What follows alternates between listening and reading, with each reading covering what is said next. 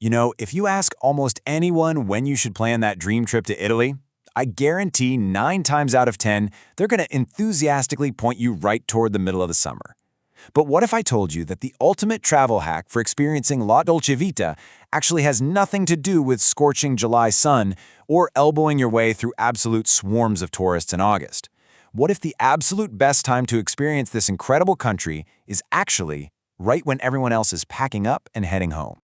So let's dive right into this explainer, because today we're completely rethinking your travel calendar. We've pulled together our sources to build the ultimate guide to Italy in October.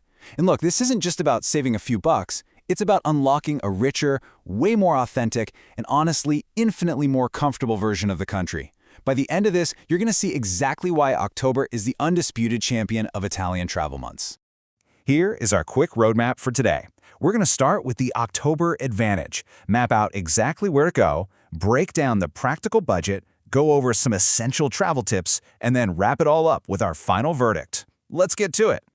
All right, Section 1, the October Advantage, myth versus reality. Let's dismantle some of those classic summer vacation assumptions right out of the gate. The stark contrast between summer and autumn is actually kind of fascinating. The reality of a summer trip to Italy usually means overwhelming, literal shoulder-to-shoulder crowds, exhausting, sweaty heat, and paying top dollar for every single thing, from your flights down to a simple scoop of gelato. But let's look at the October Advantage. We're talking about the glorious harvest season. You're getting wonderfully comfortable temps, usually hovering between 50 and 77 degrees Fahrenheit. Plus, you get to enjoy all of this at shoulder season prices, sitting perfectly in that sweet spot right after the expensive summer peak, but long before the crazy Christmas holiday rush. Moving right along to Section 2, where to go, the sensorial evidence. Because to really understand this shift, we need to look at how the country geographically transforms. When you look at the north in autumn, the magic is just undeniable. Think about Cinque Terre, right? In July, it's bursting at the seams. But October completely strips away that summer overload. Those 5 famous towns actually return to feeling like the authentic fishing communities that they are. And those stunning coastal hiking trails? Way cooler and so much more comfortable to walk. Meanwhile, over in Tuscany, the landscape literally puts on a show for you. You're not just looking at green hills, you're seeing these incredibly vivid red and gold grapevines rolling across the Chianti region right during the peak of the harvest. Okay, if you're a foodie, definitely listen up. In October, the Piedmont region basically becomes Italy's undisputed food and wine capital. Why? Because of the menu di stagione, the seasonal menu. This is exactly when the legendary Alba White Truffle Festival draws global attention. It's when Barolo and Barbaresco wines are celebrated during the harvest. Suddenly, every restaurant menu is packed with fresh truffles, porcini mushrooms, chestnuts, and new harvest wine. This spectacular culinary lineup is available only in autumn, and honestly, it's arguably one of the best reasons to be in Italy. But maybe you're sitting there thinking, well, I still want some sunshine and beach time. Look at the south. Places like Sicily and the Amalfi Coast stay genuinely warm. We are talking 65 to 77 degrees Fahrenheit. In fact, sea swimming is still totally possible in early October in places like Puglia and Sicily. You get to soak in the authentic culture, much quieter beaches, and significantly lower hotel rates, all while still taking a dip in the Mediterranean. It's really one of the few places in Europe where you can get the best of both worlds in autumn. Which brings us to Section 3, the budget breakdown. Let's pivot from the romantic sights and incredible food to the pragmatic payoff. How much is this whole thing actually going to cost? So the absolute crucial takeaway here is the bottom line, $4,500 to $6,000. This is a highly realistic mid-range budget for a 10-day October trip for one person. And yes, that even includes return flights from the US East Coast. Because October sits firmly in the shoulder season, you're completely dodging those aggressive peak summer markups. And hey, if you're a budget traveler willing to stay in hostels and eat at local trattorias, you can do it for considerably less. Daily costs are super comparable to France and Spain, but the overall food value in Italy consistently rated as excellent. While we're talking money, let's quickly look at how you should actually carry it. Cards are widely accepted in hotels, major cities, and large restaurants, so definitely bring a card with 0 foreign transaction fees.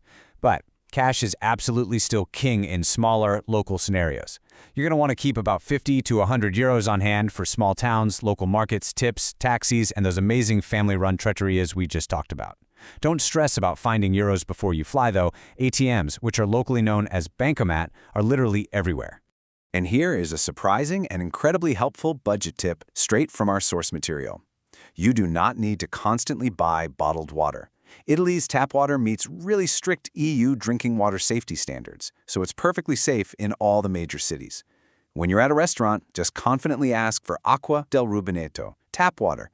And if you're wandering around Rome, keep an eye out for the famous Nazzoni street fountains. They run constantly with fresh, cold, completely free drinking water.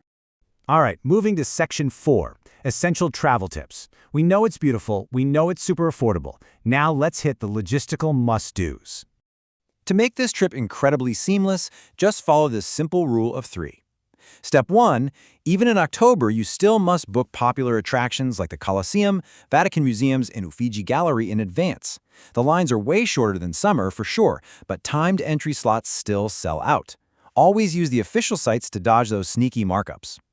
Step 2, reserve those well-rated dinners at least a week out. Shoulder season still means very busy restaurants in Rome and Florence. And Step 3, navigate the country using the highly efficient high-speed trains on Trenitalia or Italo. You can practically zip between Rome, Florence, Venice, and Milan in just 2 to 3 hours. And finally, Section 5, the final verdict. Let's weigh everything we've just covered and summarize the ultimate argument for this trip. Now, to be totally fair and impartial, there are some minor trade-offs you do need to prepare for. Autumn weather means you have to be strategic. You must pack layers and a solid rain jacket. You should absolutely bring a compact umbrella. Most importantly, bring comfortable, closed-toe, waterproof shoes.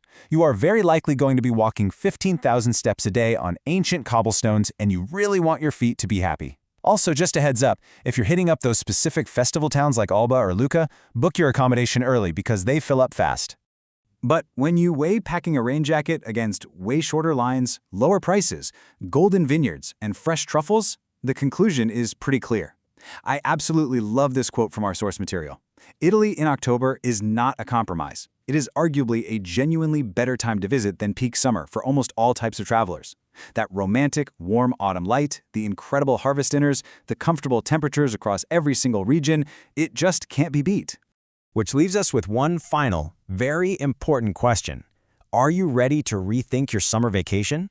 Because if this explainer has shown us anything, it's that sometimes the absolute best way to experience a world-famous destination is to simply go when everyone else isn't. Ditch the sweaty summer heat, embrace the autumn harvest, and go experience Italy exactly the way it was always meant to be enjoyed. Thanks for joining me on this explainer, and happy travels.